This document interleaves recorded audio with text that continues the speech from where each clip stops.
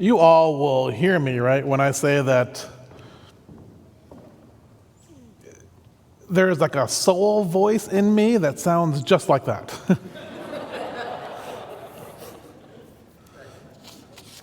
Not to take, you get it.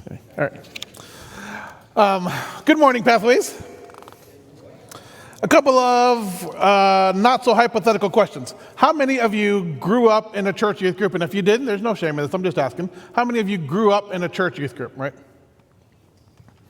How many of you were like me? Maybe you couldn't express it this way at the time, but looking back at yourself then, you would accuse yourself that you had a secret belief as a child, as a teenager, that if you weren't raised in the church, no one else would believe this Bible stuff. When I was a teenager, that was incomprehensible to me, that someone who wasn't raised in the church could actually believe the Bible, and it was just so weird to me. And so when my youth pastor would talk about, hey, you should share the gospel, and you should tell people about who he is, and the truth, and the freedom, and I said, yeah, I believe in that, sure. And so I brought friends from other youth groups, or the poor young woman I was dating, and I just dragged her along to my youth group. And I started to wonder, looking at myself this week, this passage is kind of haunting me. I wonder how much of that remnant is still in me, is still in us. And maybe it's time to do some heart cleaning today. So I asked you a couple of, don't raise your hand on this one, this is just for you to think about. You have these are discussion questions in your app. You can take them home and meditate or journal or paint or whatever you want to do to process them, or they're also in your email for those of you watching at home. The first question is this: when did you last try to incorporate your relationship with Jesus into one of your non-Christian friendships? When's the last time? And it's not there's no one's looking at you, like this is just between you and God. And I don't care what measurement you use, like you offered to pray for the meal, or you referenced Jesus in some way, or you quoted a verse and just, maybe it was accidental, maybe it was intentional, but there was something. You were, the part of you that is of Jesus was bleeding over into your friendships, was bleeding over into your life, and it just kind of came out of you. I had to think like a long way back for that, like, how is that? I had to really search. When was the last time your personal and unique interaction with Jesus was so strong that you needed to share it with someone? Just the amazing way he met you, or this thing that you are struggling with, or there's a verse that is driving you crazy, or there was a moment of peace and clarity, a realization, something happened between you and Jesus, and it was so strong. You just had to tell someone about it.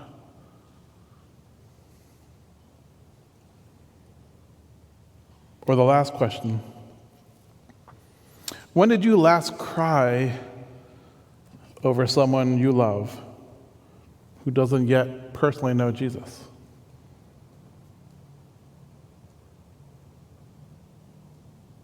Will you pray with me?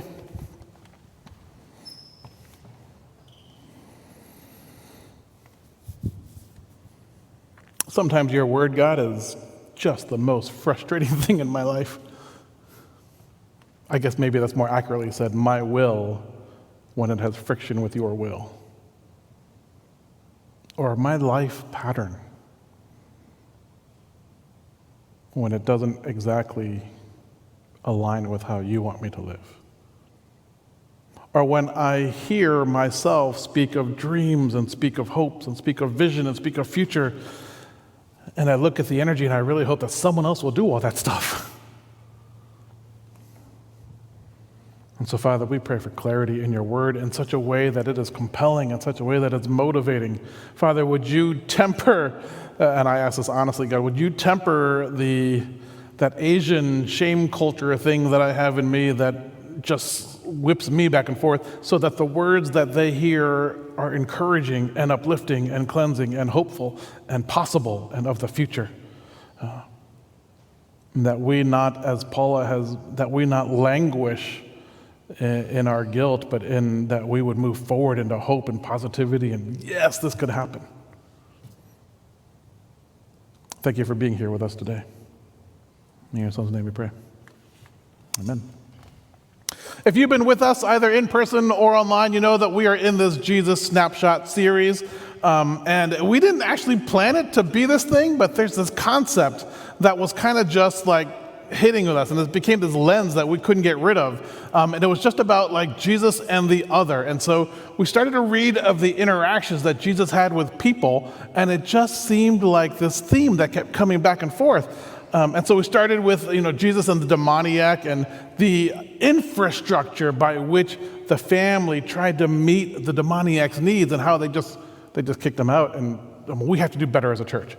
And we looked at Levi and Zacchaeus and both tax collectors and people who were despised by their community and the way that Jesus was interacting with them and at the same time looking at us and saying, this is how it's done. How come you're not doing the same thing? And so we are kind of coming into the home stretch of this series of Jesus and the other. And today, this passage has me a little freaked out. So I'm just going to walk you through what I was feeling, and maybe you can be of comfort to me. All right. It begins with Mark chapter 4, and it begins like this.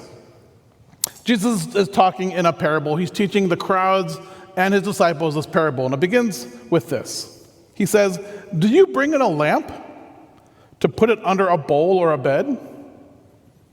Instead, don't you just put it on its stand? For whatever is hidden is meant to be disclosed, and whatever is concealed is meant to be brought out into the open. So if anyone has ears to hear, let them hear." When I chose this passage and Eddie said, "Hey, Jonathan, what do you want to preach on?" I was like, I was reading this passage the other day and I really want to preach on that. And I hadn't yet done a deep dive into that study, and I really wanted to preach on something that this passage doesn't say. And it's so frustrating when what I want to preach on isn't what the passage is. It's like, and I had to submit myself to God and say, what is this passage saying? So let's just break it down. What is the lamp? All of a sudden Jesus starts talking about a lamp. This parable is a familiar one to us. It's in the middle of other parables that are familiar to us. The whole chapter of Mark starts with the parable of the soils, and then there's this lamp passage. There's this weird little passage coming up, and it goes into the seeds passage, and then there's something about Jesus commanding the waves, and it's all about this sharing and receiving of the light of the gospel. And this whole chapter is just Jesus trying to teach the people, like, there's this light out, and I'm the light, and you got to talk about me. You got to have me in the world. And so the lamp is just simply this. We're just going to shortcut to the answer. The lamp is the truth of the gospel, that Jesus is right now, and that he offers right now a relationship with you. Uniquely you, not with the church, although that's also true, but with you, uniquely you. And it's a message of forgiveness. It's a message of hope. It's a message of healing. It's a message of purpose, of significance. And if this is something you haven't accepted in a while, if this is something that you've just never said yes to, then don't let this moment go by. Like, use that app, use the connection card, find someone, and take action on whatever it is that's stirring in your soul on that. We get that. That's the easy part of this passage. But the next verse, Jesus starts talking about hidden things and the lamp, and we're like, well, if Jesus is the lamp, then why are we hiding it? That doesn't make any sense. And what is it? Well, who's hiding the lamp? Like, what is going on? All right, I want to present that in my studies, to all of my academic brothers and sisters out there who have studied this passage and who have a sharp eye, in my studies, there are two interpretations of this passage. And they're not conflicting, but But to be fair, one is a majority interpretation, and one is a very small minority. And me being the youth pastor and being who I am, I really like the minority interpretation. But let's present the majority. So the majority interpretation is this, right? It's easy to hide. The actor in this parable, the one who has the agency to do something, is God. God is the one who brings the lamp. God is the light. God is doing all the things in this parable. The only action that we have is just to receive it or not. So, in this context of God as the actor, for millennia, all of the Old Testament, all of human history, there was no Jesus revealed yet. He was hidden until the moment of his birth, and then his life, and then his death and his resurrection. And all of a sudden, the light was made clear, and he was in the world, and it was no longer hidden. So if God is the actor, well, then the hidden part is saying, well, now you have Jesus, and now you should talk about him and share about him because the light is here, so let it shine. This all makes sense. But in this minority interpretation that has me so bothered, what if it's us who is the actor in this parable? What if it's us who's the one doing the verb things? I mean, we are, after all, invited, for those of us who follow him, who call ourselves by his name, we are invited to share in his mission. We are given the great commandment. It's not even a suggestion, it's a commandment. We must go and talk about Jesus. We must share about him. We must live in such a way that people are drawn to him.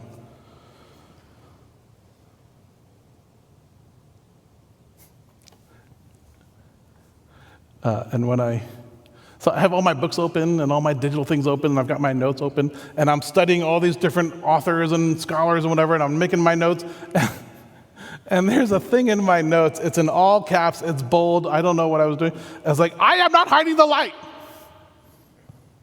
It felt like, stop accusing me, God, of just stop hammering on me. Like, I'm not. And then I took a moment and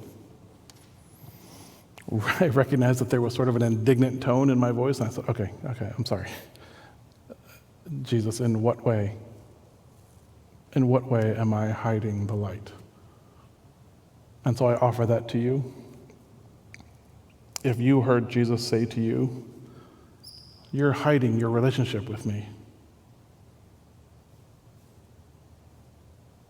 what would you hear? How would you hear him say that?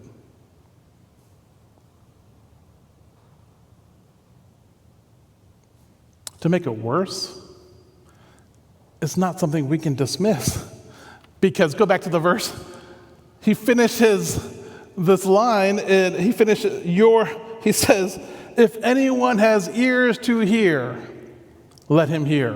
Right? And this is biblical code. This is New Testament phrasing for, hey, there's a spiritual truth here, and it's kind of a little shrouded, and if you don't pay attention, you're going to miss something big. So if you have ears to hear, if you have, I remember back in my high school chemistry days, if you have the cell receptors that will hear this and it will twist in and lock, if you can receive this, then hear it. And if for some reason you have hardened your heart, or if for some reason you have pushed me away, if for some reason that you are no longer, you're deaf or blind to spiritual truth, well, then you're not going to hear it.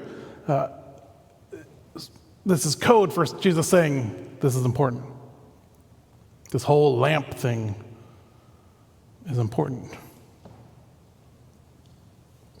And just to make sure you really get it, he says it again. Consider carefully what you hear, Jesus continues. With the measure you use, it will be measured to you and even more. Whoever has will be given more. Whoever does not have, even what they have will be taken from them. And this is where I started to get confused. I understand the lamp part, I understand Jesus' part, and then why in the world does Jesus start talking about measure? Like, for those of us who are raised in the church, like we hear, this is so familiar to us. Boom, boom, boom, A, B, C, this is so familiar to us. And yet, when I ask, like, wait, why does Jesus start suddenly talking about measuring?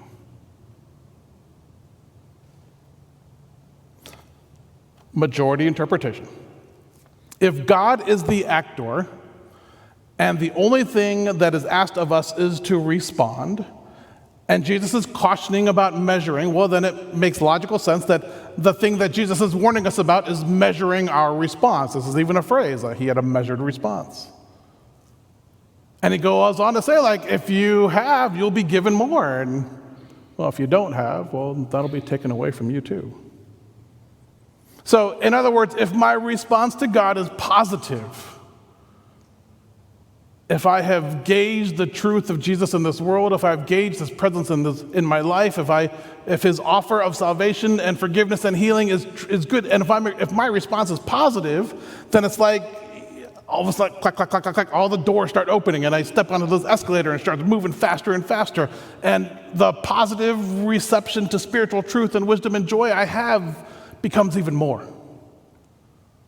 I get that. I want that. Except that if I have measured Jesus and I find him somewhat doubtful, and I find the things in the Word somewhat questionable and not really what I have problems with that verse, and I don't like that concept, and if my measurement of God's presence in this world is negative, it seems to say that it's going to be applied in reverse to me. And then even more acceleratedly so. And that kind of freaks me out.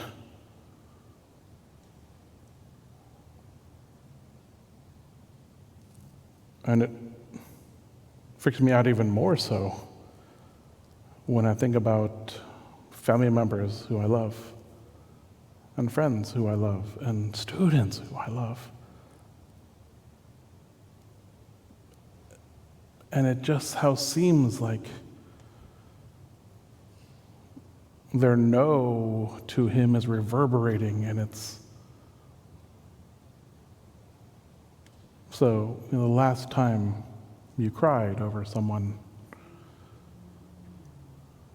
this is a hard passage. It's not what I thought it was.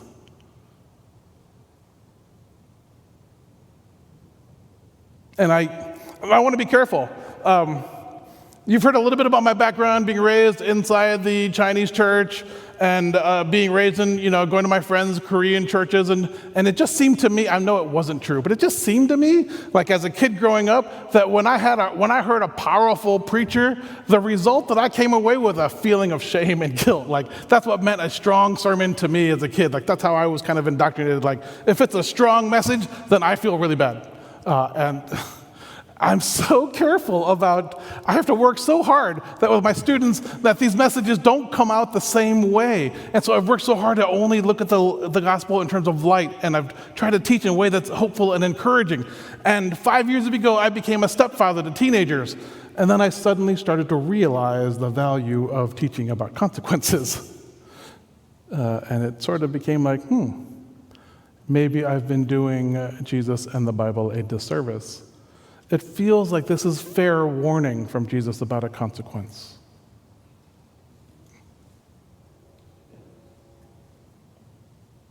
And that's not even the scariest part of this passage. Again, this minority interpretation of us being the actor. Think about this for a second. Play this out with me. If we are the actor, if we have the agency to act, if there is something that we are supposed to be doing, and it is we who are supposed to be shining this light, and Jesus starts talking about hiding the light, well, then we are the ones hiding the light. And then he starts talking about measuring, and it starts to get real ugly inside my soul. Like I start to get real nervous here. Like, what are you saying, Jesus? That I am measuring my sharing of this light?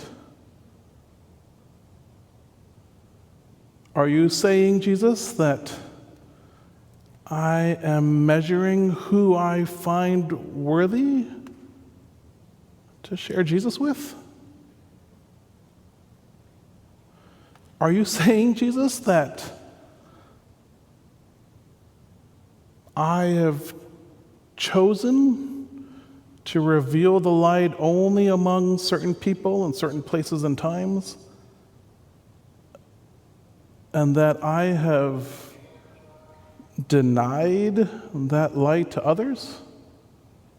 Is that a possible interpretation of this passage?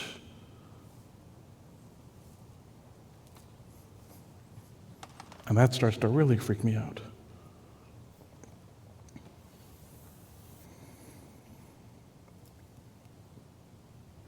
We're in this series of Jesus and the other.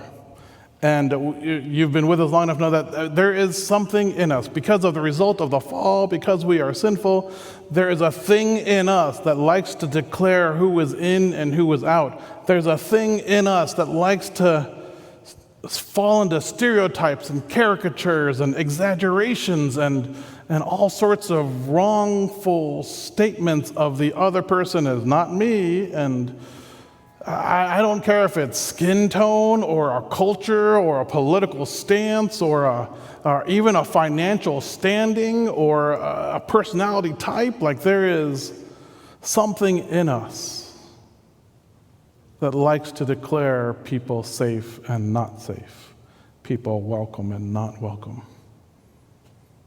And it's a constant battle for us. I mean, we know it's normal, and yet it's a constant battle for us. And I think about this passage where he's saying, those who have, so if we have the measurement that there is no other, then we will be given even more, and we will be seen as not other to God. I think that's true. And if we have the measure that us is us and them is them, then what we have will be taken away. And this kind of makes sense too. In a sad way, don't raise your hands, but in a sad way, how many of you know of a church that used to be that is no more? Because they had an us, them.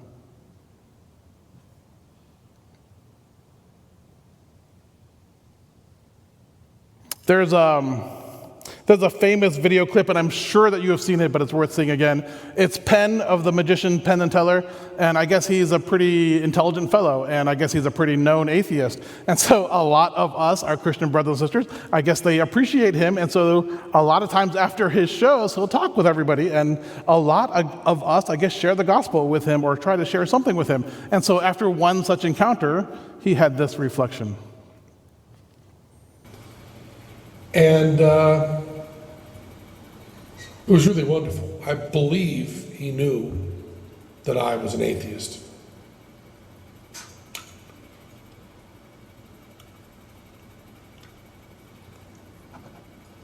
But he was not defensive, and he looked me right in the eyes.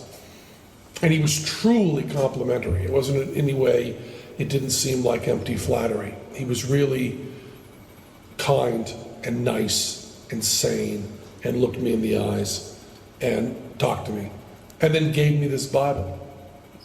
And I've always said, that I don't respect people who don't proselytize. I don't respect that at all. If you believe that there's a heaven and hell, and people could be going to hell or not getting eternal life or whatever, and you think that, it's not really worth telling them this because it would make it socially awkward.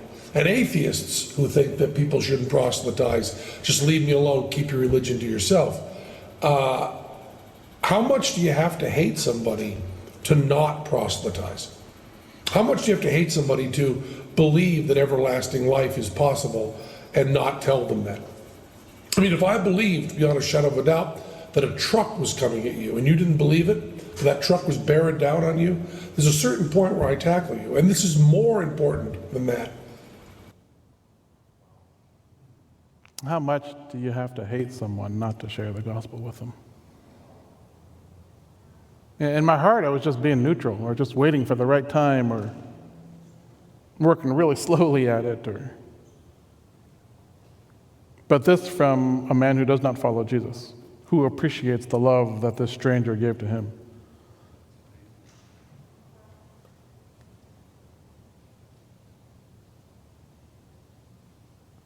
I want to offer you some challenges, which I hope you'll accept, because I can't do it, and I need help. I need encouragement on this journey with you.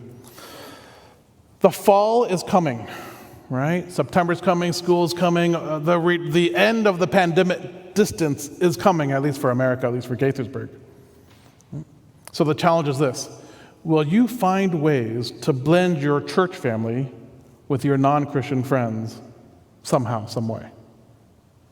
In my mind, I think of those parties where my students would invite me to their birthday party, and they'd have all their church friends and all their school friends at the same party, because I was a bold kid that did that. Like, I'm going to invite everybody. It'll be fine. All my church friends, all my school friends. And there was like one side of the room is all the church friends, and one side of the room is all the school friends. And there was like, unless maybe like two people played on the same team together, and then like, and then they brought the rest of us in or something, or we need bridge builders. Like, I don't invite one of us out to a meal, or let's go do an outing, or let's start a volleyball team in a non-church volleyball league, or let's do something where we are out there amongst together, doing this together. And we have one of my friends is a coach for his high school volleyball team, and he holds the volleyball banquets at his church, and they're just like, this is a church? This is amazing. Like, what a cool way to just interact. Like, would you help us build bridges with your friends? Because we'd want to love them too. Challenge number 2. Last week at the picnic, we heard so many people say, it was so good to just be together and not have an agenda.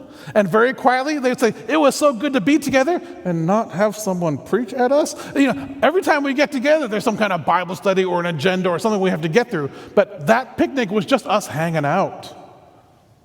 What about if we had gatherings that anyone would find interesting? Hey, you have a new car? We have a workshop coming up about how to maintain a car. You just got your first real job, or your first real big job. You just got a huge raise. We're going to have a workshop on financial stewardship. Hey, there are some empty nesters in our group, and they want to share some lessons of how to parent early childhood. Like, hey, there's a poker lesson going. I don't know. That's not a good example. I have this dream of a series of workshops, like things you should know by 20, right? I was hanging out with and we were like making fun of the stuff that we didn't know was coming up. I'm about to turn 50, and like there's stuff I don't know, and someone needs to teach me these things. And how great it would be if someone who was in their 50s or in their 60s held a workshop for people like me and said, hey, this is coming up. You got to prepare for this. Or if you haven't set this up, it's going to bite you. If you do this, and just someone give me some life wisdom. Things you should know by 20, and let's have some 30 and 4-year-olds teach that. Things you should know by 30, and let's have some 40 and 50s. Like, let's do this. Use that connection card. If you think there's someone here, volunteer someone else. Put someone else's name in that connection card. That person would be a great person to do the things you should know by 20 or by 50 series. Like, put their names in there, and we'll contact them. It's like, all the church wants you to lead this workshop. It'll be great. But let's have some things, some gatherings where you could bring your work friends, your school friends.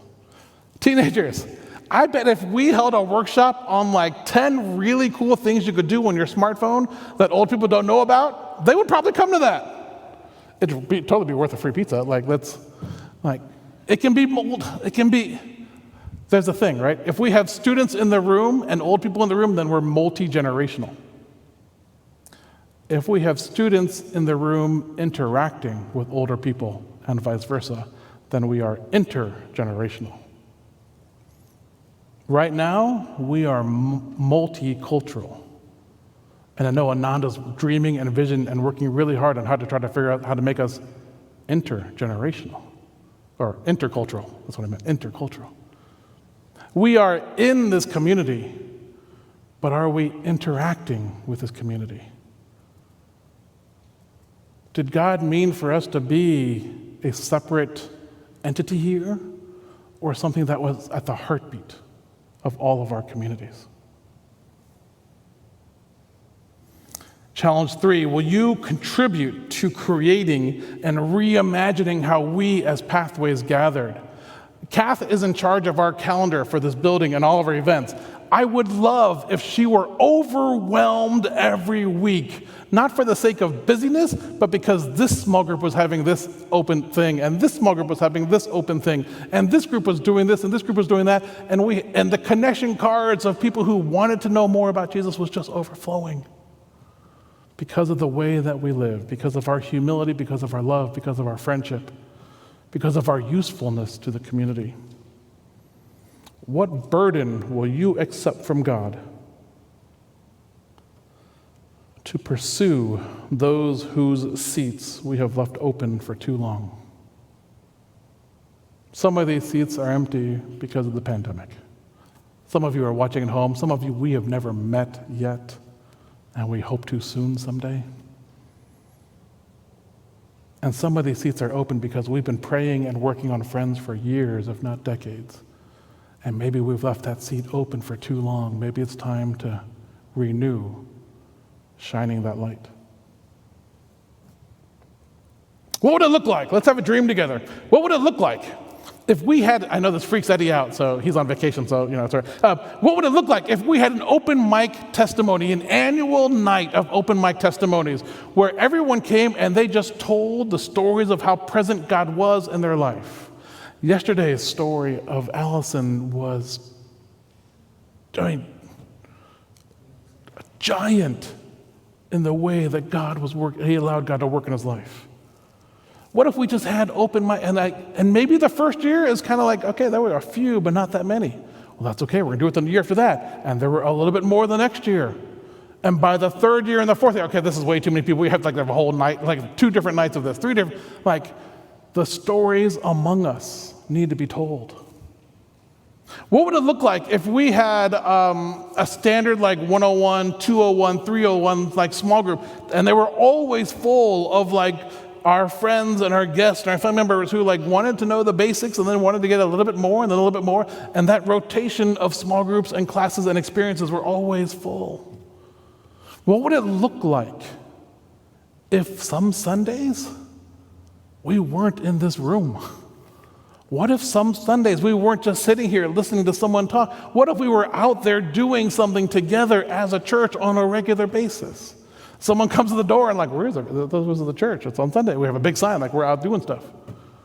I went to a church once. I don't have this in my notes. This is a 30-second story, I promise.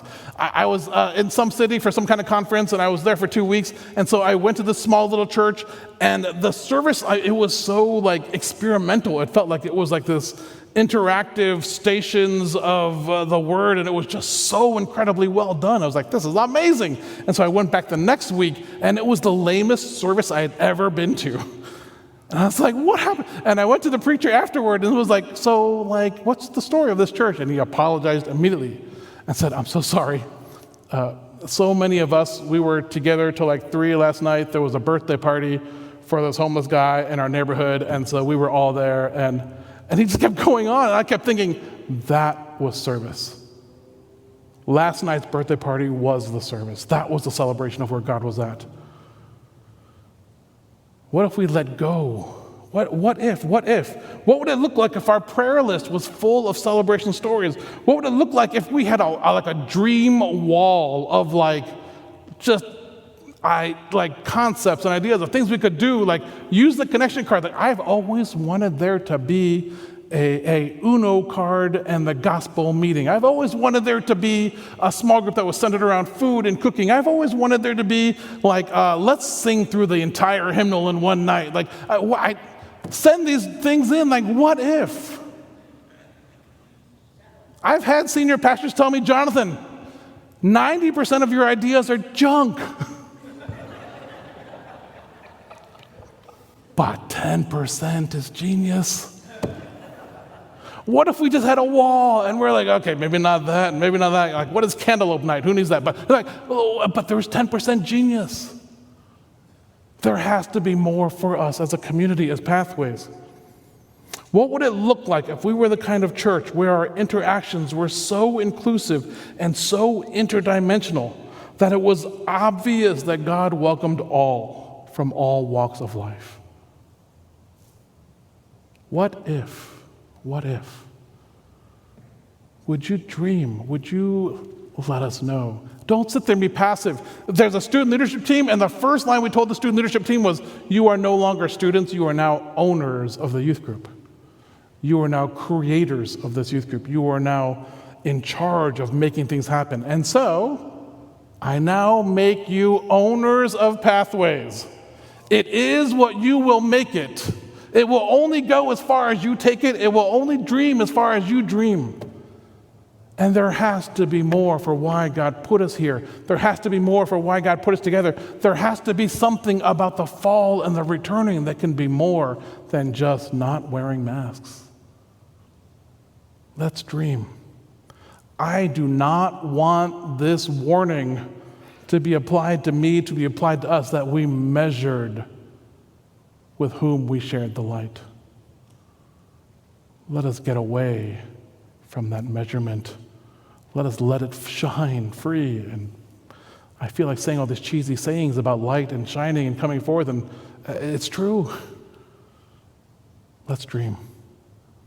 Pray with me.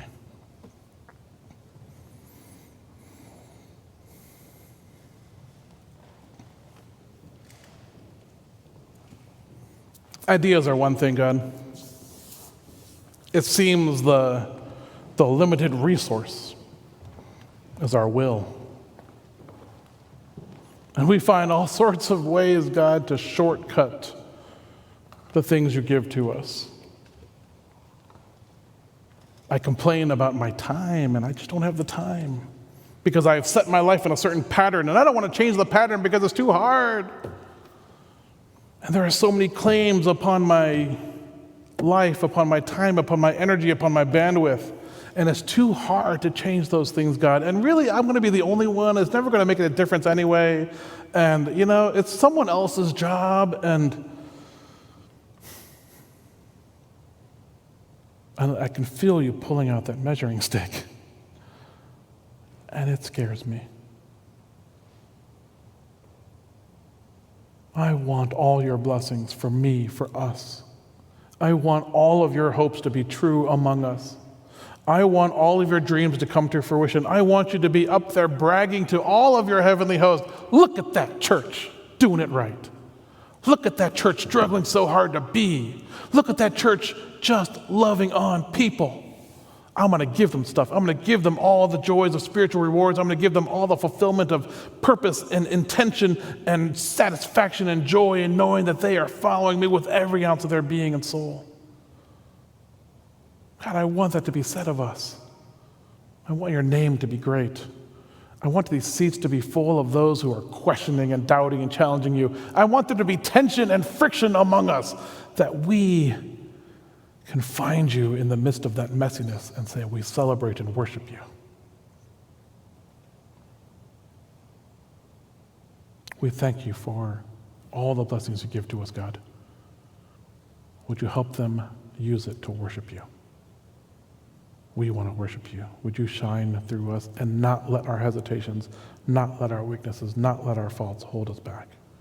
We ask your forgiveness for all those things.